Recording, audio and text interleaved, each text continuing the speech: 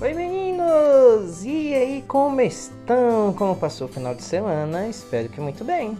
As nossas últimas aulas de ensino religioso, nós estamos falando sobre a diversidade de templos, de religiões, de pessoas, de culturas que existem no mundo.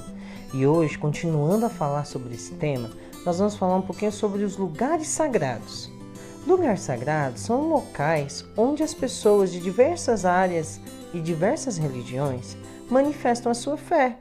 Esse local sagrado pode ser um local natural, na natureza, pode ser um local construído pelos seres humanos. Hoje nós vamos falar um pouquinho sobre alguns locais sagrados mais famosos, e que está envolvido em várias religiões pelo mundo. Então, hoje falaremos sobre os diferentes lugares sagrados. Além dos templos que a gente já estudou em algumas aulas anteriores, há locais sagrados que fazem parte da natureza e outros que são espaços abertos, mas com alguns elementos construídos pelos seres humanos. No Brasil, muitos lugares da natureza são considerados lugares sagrados, especialmente pelos povos indígenas e seguidores das religiões afro-brasileiras, como o candomblé, a umbanda. Nesses lugares são realizadas diferentes práticas religiosas, de acordo com a cultura, de acordo com a vida de cada membro dessas religiões. Olha só o que os nossos amiguinhos trouxeram para a gente hoje de curiosidade legal. Para os candomblencistas, que são as pessoas que participam da religião do candomblé, a natureza deve ser cuidada e preservada.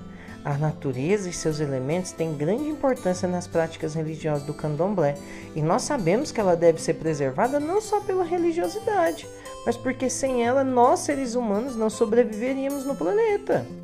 O cuidado com a natureza também é essencial para as pessoas que participam da religião do umbandismo ou a umbanda, que muitos espaços naturais para eles são considerados sagrados e são usados nas práticas religiosas. Os povos indígenas têm uma forte ligação com a natureza.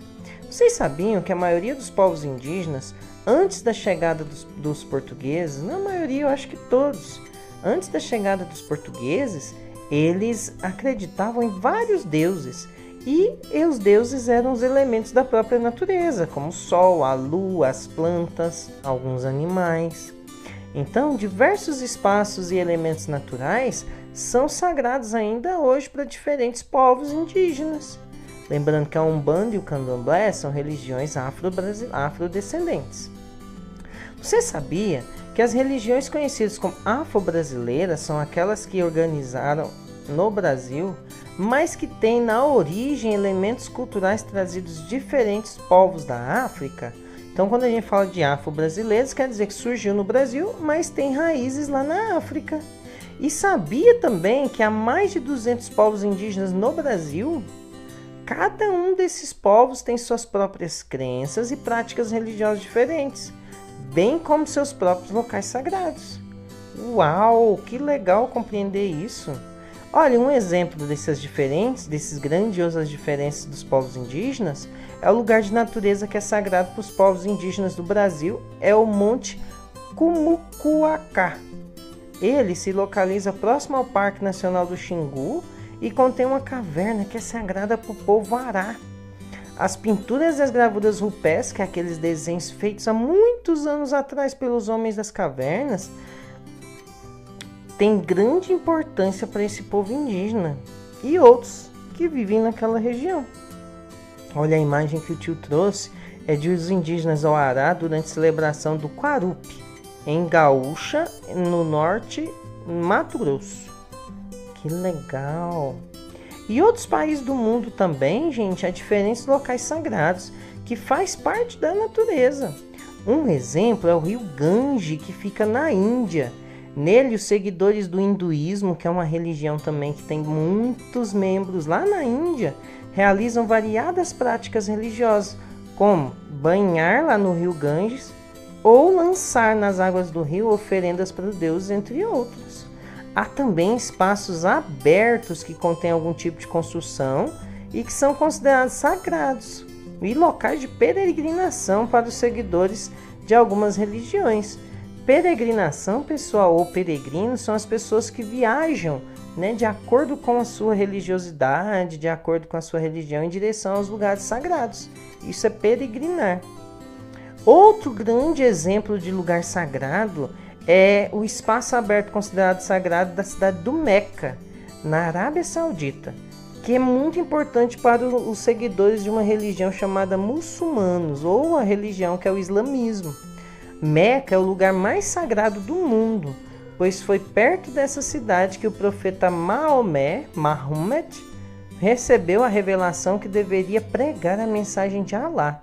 Nela também está localizada a Kaaba, que é uma construção em formato de cubo, onde fica guardada a Pedra Negra, que é um objeto venerado pelos muçulmanos. Você sabia que ao realizar suas práticas religiosas, seja em casa ou na mesquita, os muçulmanos, onde eles estiverem, eles têm sempre que se posicionar em direção a Meca, que é esse local sagrado que está aí na imagem. Outro grande exemplo para a gente finalizar é a cidade sagrada de Jerusalém, lá em Israel. Ela é importante para a maioria dos cristãos. Nela está situado o Muro das Lamentações. É um muro onde as pessoas vão fazer oração, pedido. Trata-se de uma das partes da ruína do Templo de Jerusalém, ou conhecido também como Templo de Salomão, construído há mais de 2.000 anos atrás. Em torno deste muro, inúmeros judeus fazem oração e pedidos a Deus. E você sabia que a cidade de Jerusalém, além de ser considerada um local sagrado para os judeus, é um lugar sagrado de 3 grandes religiões, que é o judaísmo, o cristianismo e também o islamismo. Nossa, gente, como é legal conhecer tanta religião no mundo, né? A gente percebe a diversidade que tem. Então, fica aí a nossa reflexão e espero que vocês tenham aprendido. Na próxima aula nós vamos falar de mais lugares sagrados, mas vamos falar de lugares naturais. Hoje nós falamos bastante de lugares construídos pelos seres humanos, não é? Então, tchau. Fiquem todos com Deus e espero que tenham aprendido bastante. E a diversidade ela deve ser celebrada e não criticada.